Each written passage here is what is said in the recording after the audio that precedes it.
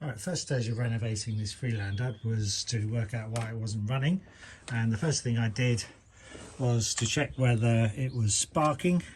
So took out the 8mm bolts on these, lifted out the spark plugs, took out spark plugs, put them on the end of the coil packs. These are the coil packs, rested them on the top, wired up the body of the spark plugs to metal. Make sure you do that. And got somebody to turn it over and just check whether the spark plugs were sparking, which they were. They're also a little bit petrol-y, so my inclination is to think that petrol is getting in the engine. So the only other thing that would stop it, possibly a blocked exhaust, but unlikely. I suspect the timing maybe has slipped out because the condition of the belt was quite poor. So first thing I then did, or next thing I then did, was to take off the lower engine cover, support the weight of the engine on a jack, and then we can remove this engine mount. These four bolts and one nuts are there to get easier access to removing the covers, and we'll try and check the timing. Freelander Haynes book, books that I've got don't cover the V6, but fortunately, because I had an MGZS before, the Haynes MGZS does cover the V6, being the same engine. All the details are very, very similar. And when I do change the cam belt, I have to remove the alternator, the power steering pump, and obviously covers. There's a lower engine cover to get, or timing belt cover to get off as well. Also need to remove this cover to the side of the engine. There's just 3 bolts at the top there. That's the engine mount removed, the top half and the side attached to the engine. That was missing a bolt. The other bolts weren't done up too tight. Sloppy maintenance, garage service work. Similarly, this nut connector was broken. I had no attempt in repair on it, and I think you can see the problem if we look at this is the main cam belt. So if you just look at this, you can see there's a lot of play on that, and I suspect that slipped a couple of cogs. Fingers crossed it hasn't wrecked the engine. It's possible that it's bent some valves. We'll have to see when we rectify it and do a compression test on the engine, see how bad that is. To get the auxiliary belt off, there's a little 3/8 square hole in there, put an adapter in, push anti-clockwise with a wrench, and you can see the tensioner gets released, and then you can just pull the auxiliary belt off. And then next, to get this metal timing cover off, we have to remove the alternator and power steering pump, and to do that you have to remove these Torx headed bolts on the pulley, and the rest of it's fairly straightforward. I think to get that idler pulley off there needs a star type of connection socket thingy, T55. That's the alternator, power steering pump off, the engine support brackets, disconnect a couple of bolts. What else? Idler pulley, 2 of those. Pulley off the power steering pump. Taking the nuts out of the support bracket for the oil dipstick. Just turn that around for the moment. That was the source of some oil leaking onto the top of the sump, because the bottom of the sump was very oily. It was just going around all over the place. So that needs fixing or renewing. And the bolt was very loose. Poor sloppy maintenance when the last cam belt was done. Some of these other nuts bolts were loose, some have been missing. So I've taken the covers off, and I've turned the engine into what they call the safe position. So the safe position, I believe, is where that arrow lines up with a little notch. It's difficult to see from this angle, maybe from underneath. Let's have a look. Yeah, so there's the notch on the pulley. Yeah, just about to see arrow as well. It's near enough lined up. It's close, and I thought we'd just have a look at the timing position at the other end, because I think there's a known position from these camshaft sprockets. So there's 3 8mm bolts hold this on. One where I'm pointing there, one and one where the socket is down the bottom, and then I should be able to remove that cover. Not sure about the back one. This fuse box tends to get in the way a bit. In the manual they say to remove all of that intake, inlet, trunking and so on, and plenum, which obviously make things a lot easier, which I might be tempted to do. On the MG ZS it was possible to get round underneath to take that cover off, although it was a bit tricky. We shall see about that. Guessing probably these cam belts not so much of a problem, and just seemed to be that main one that has worn and probably slipped. And indeed, when we check the timing alignment on the left hand side of the engine, the timing marks are in fact out. So the marks are here, there's a line there, and they should line up, hard to see here, should line up in a line with these notches as per this diagram. Here, this is from the Haynes book on the MG ZS, which has the V6 engine. So you can see the notches and the lines are in straight line alignment with each other. And there are locking tools that enable you to get that precise alignment. Details for doing it are in this book. See some of the tools there for lining things up. I've done it before without special tools, probably 99% accurate, and certainly ran well afterwards, so it is possible. Have a look at my other video on changing the cam belts on MG ZS V6 on the cheap. So that misalignment certainly means that this front belt has slipped, and you can see it's very slack on these belts. Interesting to see exactly why that has gone, because according to the service schedule this is not too old, unless they didn't actually change it. Maybe they forgot to remove the pin out of the tensioner. We'll have a look in a minute. I think from memory we've got to loosen off the air conditioning pump in order to get this cover off, and there's a few more studs and bolts to remove. Looks like there's 3 bolts in there. Let's do that next. And then to get the timing cover off, there's 5 bolts on the outside. Underneath now, because I'll just point out there's a couple of bolts. One where I'm pointing there on the air conditioning compressor, one that I've already removed there. That has to be taken out because they bolt into the timing cover. There's 5 bolts on the face of the timing cover. There's 1, 2 there, I think 1 there, and 1 slightly recessed there, and 1 there. You have to also take 2 bolts off the back of the cover here, which can only really easily be accessed from a very long socket extension down underneath the car. I think they're 13mm bolts. And then the cover hopefully lift off. Let's see. I think I might need to move the old dipstick out of the way again. They do say it's best to drain the oil because you want to remove the dipstick. And I'm stopping that now. Might well be the dipstick stopping it. Trouble is, when you pull out the dipstick and you haven't drained the oil, a bit of oil comes out. So I might just have to do that temporarily and just put up with the oil. That end of the dipstick needs fixing anyhow, and you can see, yep, we've got lots of oil coming out.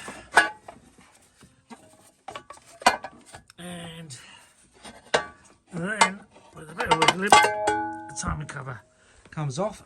Let's just plug quickly that dipstick oil hole again before we flood ourselves with too much oil. Right, that's the oil plugged again.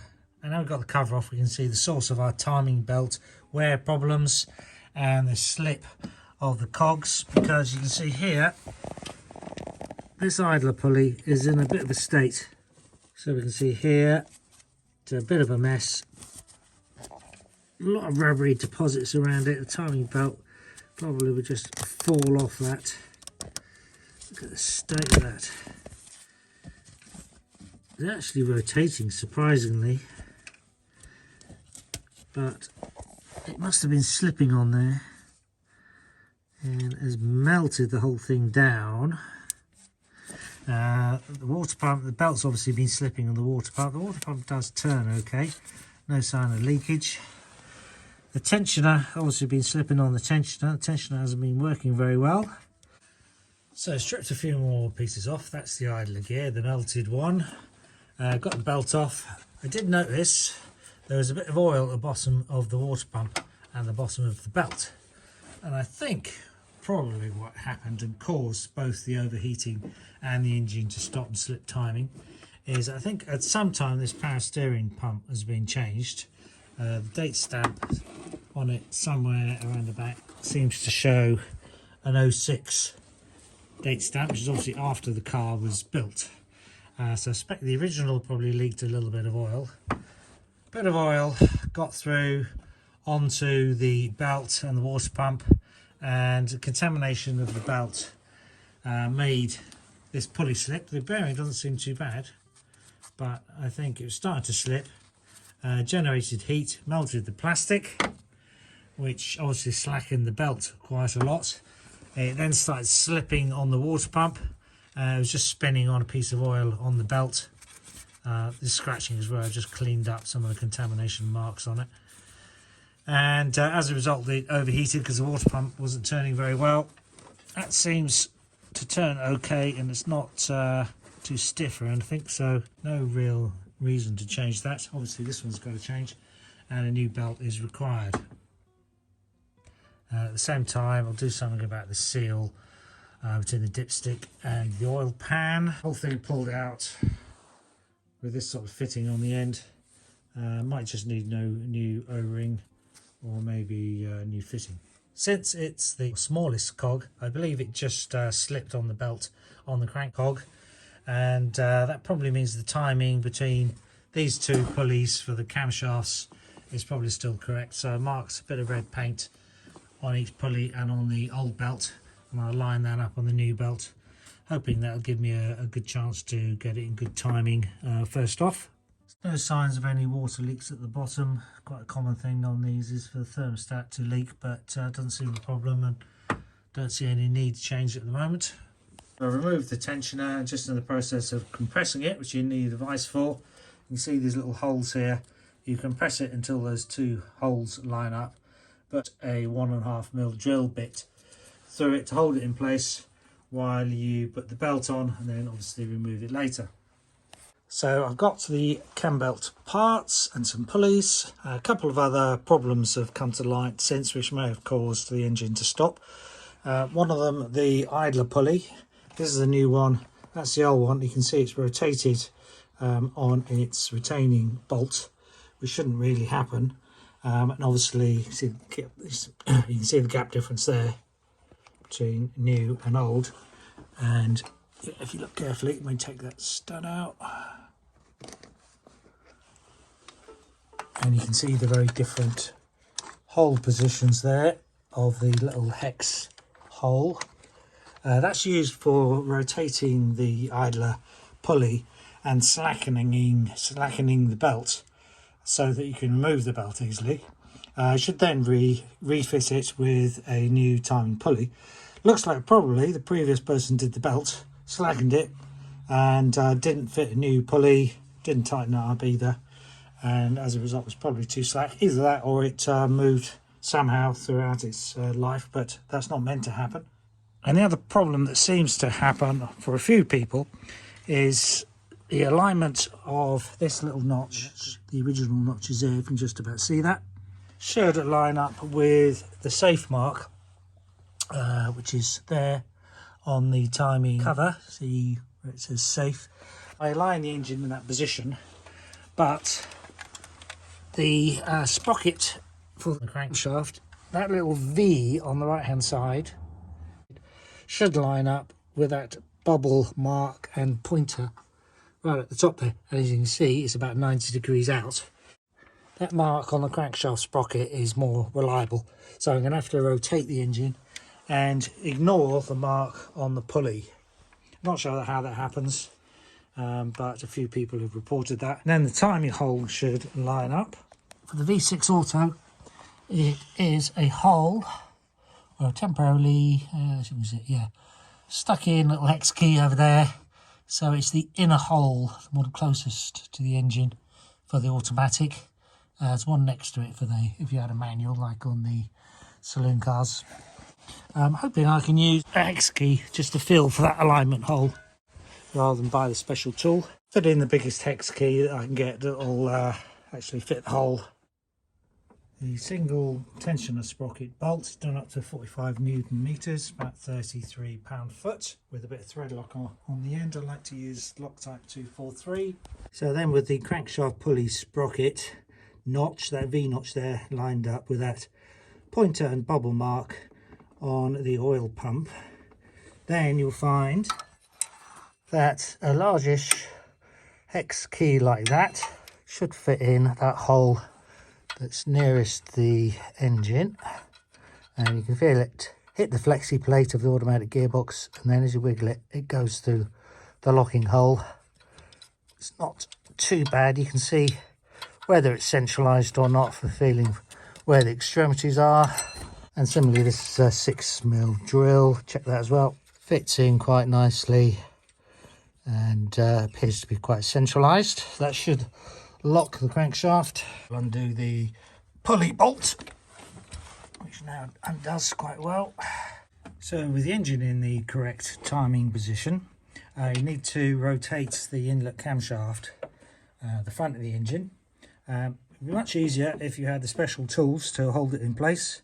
I'm going to try and do it without special tools, apart from a plumbing spanner, which I just put in the sprocket at the end, rotate the engine until you get this straight line between this mark here, that mark there, the bolt head, and the two slots that are over there. So you need a straight edge, and you need to roughly line it up in that position. We'll double check when everything is in place.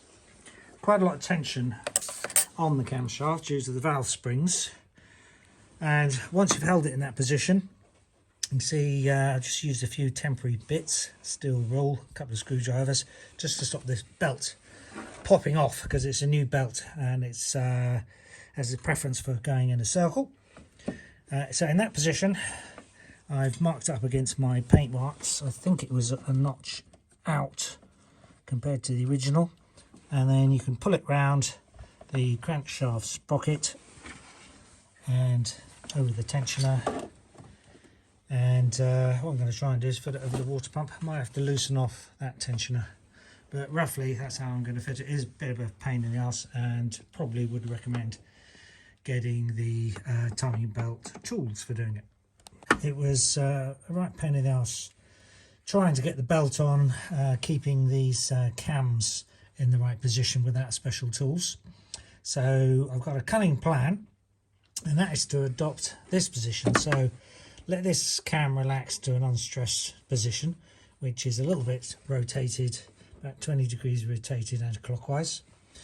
This one can be easily rotated so that the paint marks line up between the belt and the cam, and is also no longer under that much pressure, so it stays with the belt on. And as you can see, it's very slack at the bottom, just roughly sort of held in place over the crankshaft sprocket. And this is reasonably tight, so the only place I've got to really make it fit is over that bottom sprocket and the tensioner. So obviously this is a different timing position to the standard timing. How much it is out we can tell by getting a protractor, and you can see here are the timing marks, and what we want to know is how much that is misaligned. So we can put the protractor over the centre line, yeah, maybe 30 degrees. So the camshafts are rotated from this direction of the engine anti-clockwise 30 degrees. So what we've got to do is rotate the crankshaft in the same direction. Use our protractor again to look at the angle difference between the V mark and the little pointer there. When it comes to working out the angle on the crankshaft sprocket, because the crankshaft turns twice for every one rotation of the camshaft, 30 degree difference on the camshaft would be 60 degrees on the crankshaft. And that's the belt on. Turned it over a couple of times, checked the alignment again, and checked the position of the sprockets at the other side of the engine. They all seem to line up correctly. What did make it easier was to slacken off this pulley bolt, just so that it flops down a little bit, gives you a little bit more slack. And also I undid this bottom bolt on the tensioner plunger, which allows this to rotate just a fraction, gives you a little bit more space on the idler pulley, and then you can lift on the belt. Get that bolt back in again, just put a socket extension or screwdriver behind the plunger, push it over to get the bolt in, and everything's done up. What else? Oh, to get the pin out, don't forget to take the pin out. Then actually the pin's quite tight because the tension on the belt is quite tight, so I just put a screwdriver in between these two pieces of metal just to relieve the pressure on the plunger, and then got a pair of pliers and pulled it out quite easily then. Next, to do some more reassembly, I think. Pretty confident that the timing alignment of this side of the engine is okay, because I marked the relative position of these two cambelts, camshafts. Also matches the alignment of the cams from this factory photo, so it's good enough to be safe.